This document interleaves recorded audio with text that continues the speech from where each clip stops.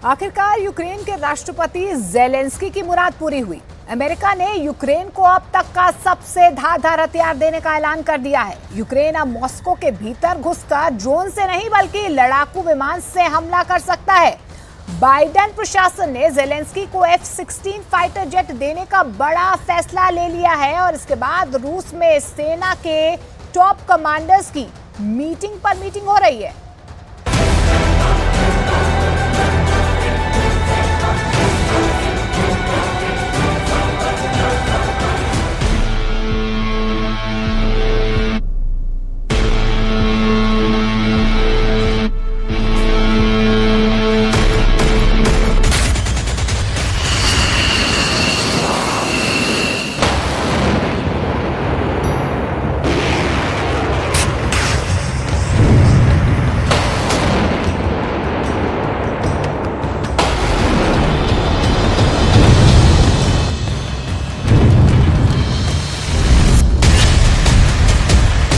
बिन मांगे मिला परमाणु बम।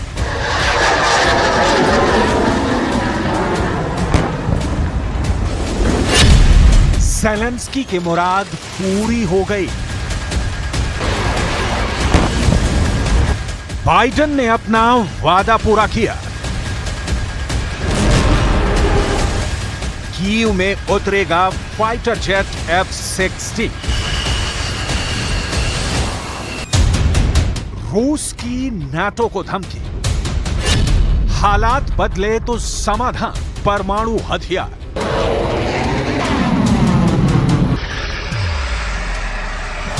महायुद्ध के माथे पर क्या एटम बम वाले कलंक का टीका लगा है? अगर नहीं तो क्यों बार बार बाइडेन छेड़ रहे हैं परमाणु राग? ज़ेलेंस्की के पास एटम बम गिराने की ताकत वाला फाइटर जेट क्या यूक्रेन के एयरफोर्स बेस की शोभा बढ़ाने के लिए अमेरिका यूक्रेन को दे रहा है?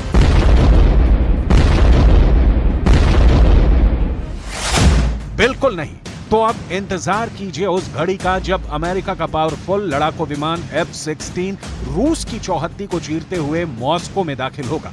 F-16 अगर होगा ज़ेलेंस्की के पास तो फिर वो क्यों करें ड्रोन पर विचार?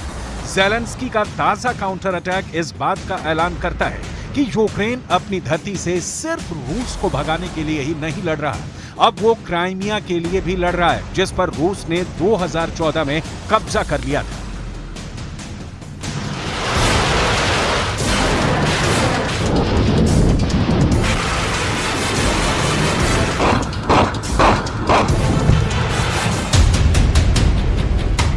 फाइटर जेट F-16 देने का अमेरिकी प्रशासन ने ऐलान कर दिया है। ये F-16 डेनमार्क और नीदरलैंड्स की ओर से यूक्रेन को भेजे जाएंगे। अमेरिका कुल कितने F-16 फाइटर जेट यूक्रेन को देगा, इसकी संख्या साफ नहीं है।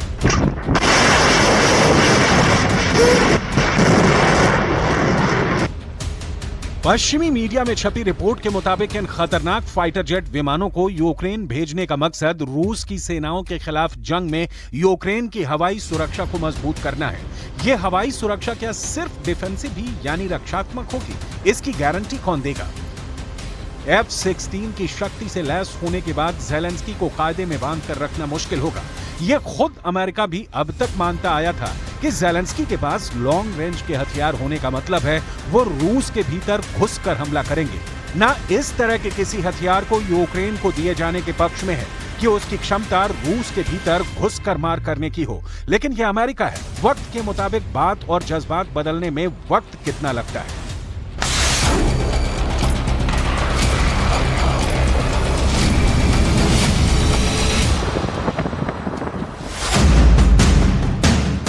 अमेरिका अब ज़ेलेंस्की को F-16 जैसे फाइटर जेट देने जा रहा है। F-16 को स्क्रीन पर आपने भी कई बार जरूर देखा होगा, लेकिन आज F-16 की ताकत की बात नहीं, इसकी कमजोरी की करेंगे, क्योंकि रूस के पास अगर इसका काटना हुआ तो युद्ध हफ्ते 10 दिन की बात है। F-16 यूक्रेन में लैंड होते ही सबसे पहले क्या होगा, इसे स्क्रीन पर समझिए। यूक्रेन में एयरफोर्स बेस पर F-16 लैंड करता है। उसे ऑर्डर होता है कि हमले के लिए मॉस्को कूच करना है। कीव से मॉस्को की हवाई दूरी 869.7 किलोमीटर है। प्राइवेट जेट F-16 की स्पीड है 2000 किलोमीटर प्रति घंटा, तो मॉस्को पहुंचने में इसे वक्त लगेगा आधे घंटे से भी कम। मतलब 29 मिनट में बारूद बिछाने का प्लान तैयार हो जाएगा ज़ेलेंस्की के पास। देखते ही देखते मॉस्को तबाह।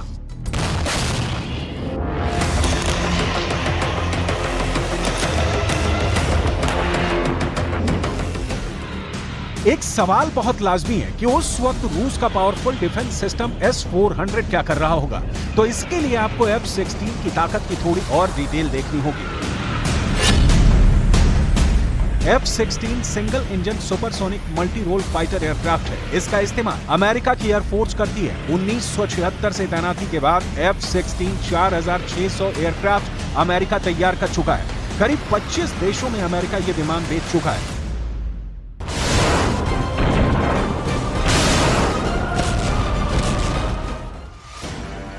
F-16 को अमेरिका हवा में अपना मुख्य हथियार मानता है, क्योंकि इसमें न्यूक्लियर वॉरहेड वाली मिसाइलें फिट हो सकती हैं। यही वजह है कि रूस मानकर चल रहा है कि अमेरिका यूक्रेन को परमाणु शक्ति से संपन्न बना रहा है। हालांकि ये ठीक वैसा ही होगा जैसे रूस ने बेलारूस में अपने न्यूक्लियर टैक्टिकल वेपन तैनात किए और अमेरिका देखता रह गया। अब बाइडेन यूक्रेन में परमाणु हथियार चलाने वाला विमान तैनात करेंगे और पुतिन देखते रह जाएंगे। अमेरिका के विदेश मंत्री एंटनी ब्लिंकन ने डेनमार्क और नीदरलैंड के विदेश मंत्रियों को भी पत्र भेजा है। ब्लिंकन ने दोनों को लिखा है, मैं यूक्रेन को F-16 लड़ाकू विमानों को देने और योग्य F-16 प्रशिक्षकों से यूक्रेनी पायलटों के प्रशिक्षण के लिए अमेरिका का पूरा समर्थन जताने के लिए ये खत लिख रहा हूं। यह महत्वपूर्ण है कि यूक्रेन इस समय अपनी संप्रभुता पर चल रहे रूस के हमले के खिलाफ खुद का बचाव करने में सक्षम है। डेनमार्क, नीदरलैंड्स दोनों नाटो के सदस्य हैं। इन दोनों देशों में अमेरिका ने पहले से परमाणु बम वाली मिसाइलें तैनात कर रखी हैं। इन मिसाइलों का मुंह मॉस्को की ओर ही है। पुतिन डेनमार्क, नीदरलैंड्स दोनों पर हमले करने की धमकी देते रहते हैं। लेकिन नाटो की ताकत पर इतराने वाले इन दोनों देशों की सेहत पर कोई असर नहीं होता। डेनमार्क और नीदरलैंड से F-16 लड़ाकू विमानों की यूक्रेन को सप्लाई के पीछे दोनों देशों की कीव से बहुत कम दूरी है। इसे मैप पर समझिए। डेनमार्क से F-16 उड़ान भरता है तो उसे यूक्रेन पहुंचने के लिए जर्मनी के बर्लिन का रूट लेना होगा। जर्मनी भी नाटो का सदस्य है। इसके आगे पोलैंड है और पोलैंड से सटा यूक्रेन है।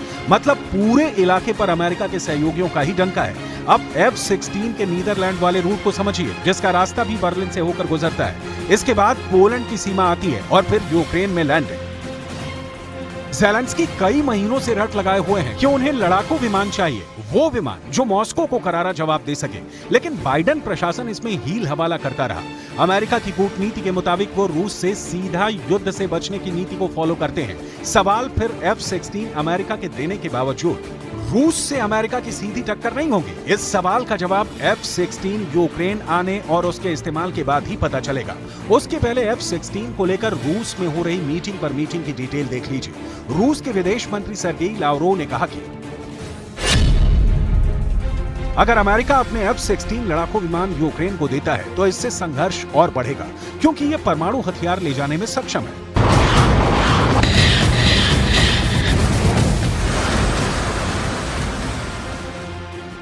एटम बम की धमकी की शुरुआत रूस ने ही की है। पुतिन के बेहद करीबी और पूर्व राष्ट्रपति दिमित्री मेदवेदेव तो कई बार ये कह चुके हैं कि हालात रूस के हाथ से निकलने की सूरत में उनके पास परमाणु बम गिराने का विकल्प खुला है।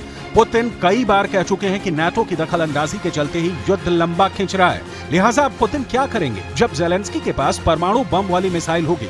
दुनिया के सबसे बेहतरीन एयरक्राफ्ट में से एक होगा F-16।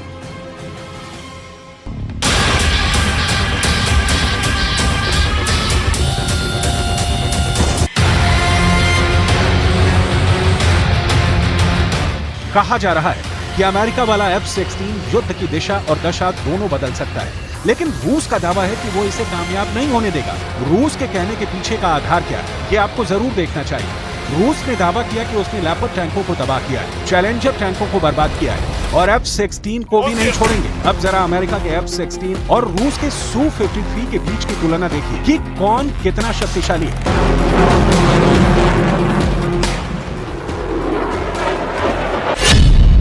Su-35 single seat twin engine fighter jet है।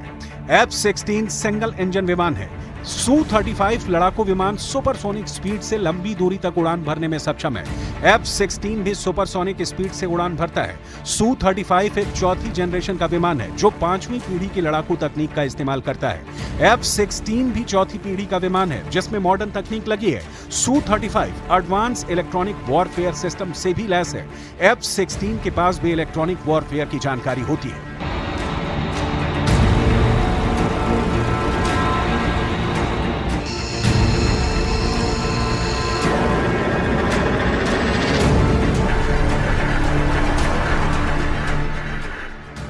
जब तक रूस अपनी 5वीं पीढ़ी के स्टेल्थ फाइटर जेट के उत्पादन को शुरू नहीं कर देता, तब तक सुखोई Su-35S के रूस के सबसे प्रमुख लड़ाकू विमान के रूप में काम करने की उम्मीद की है।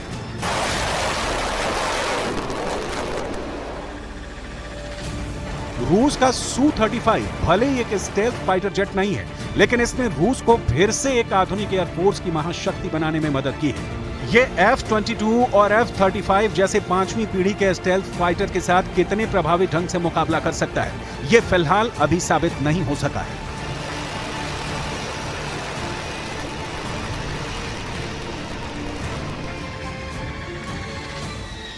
Su-35S कई मायनों में राफेल सहित दुनिया के सभी चौथी पीढ़ी के फाइटर जेट से मीलों आगे है। लिहाजा F-16 के यूक्रेन पहुंचने पर महायुद्ध का फैसला जमीन से आसमान में शिफ्ट हो जाएगा।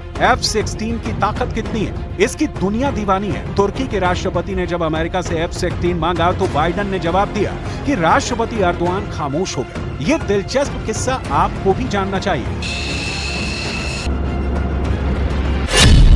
तुर्की ने F-16 के लिए कहा, बाइडेन ने कहा स्वीडन को नाटो सदस्य बनने की राह में रोड़ा बनना छोड़ दे तुर्की। मतलब मैसेज लाउड एंड क्लियर कि अमेरिका अपनी शर्तों पर ही किसी देश को F-16 विमानों की सप्लाई करता है।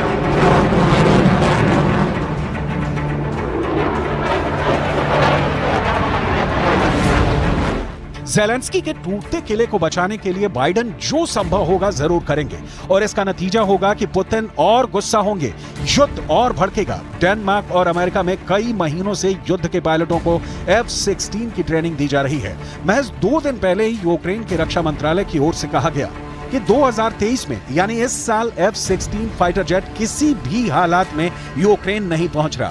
यानी इस बार का वसंत और सर्दी यूक्रेन की सेना को बिना F-16 के ही लड़ना पड़ेगा। लेकिन अब खबर आ रही है कि बस कीव में अमेरिका वाला विमान उतरने ही वाला है। युद्ध के दौरान प्रोपेगेंडा के तहत भी कई बार खबरें फैलाई जाती हैं ताकि दुश्मन देश धोखा खा जाए, लेकिन पुतिन जैसे सिद्धहस्त युद्ध के खिलाड़ी को चकमा देना बहुत मुश्किल है। पुतिन के दफ्तर तक वो फाइल पहुंच गई है जिस पर दस्तखत होते ही रूस F-16 से भिड़ने वाला अपना हथियार लॉन्च कर देगा। F-16 के आने का मतलब ये भी है कि युद्ध की उम्र घट गई।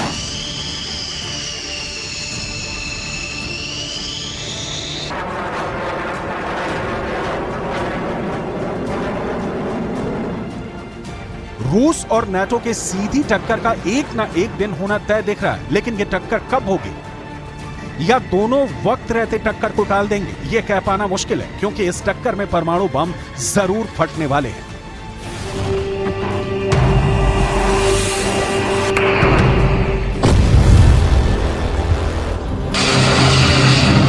इस परमाणु युद्ध की सूरत में कितनी मौतें होंगी, कितने लोग जख्मी होंगे, बता पाना मुश्किल है।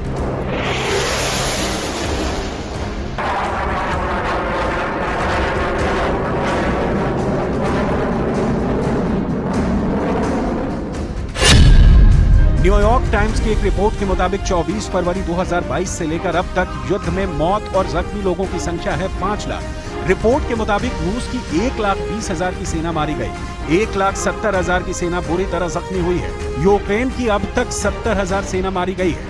1 लाख से 1,20,000 की संख्या के बीच जवान जख्मी हुए हैं।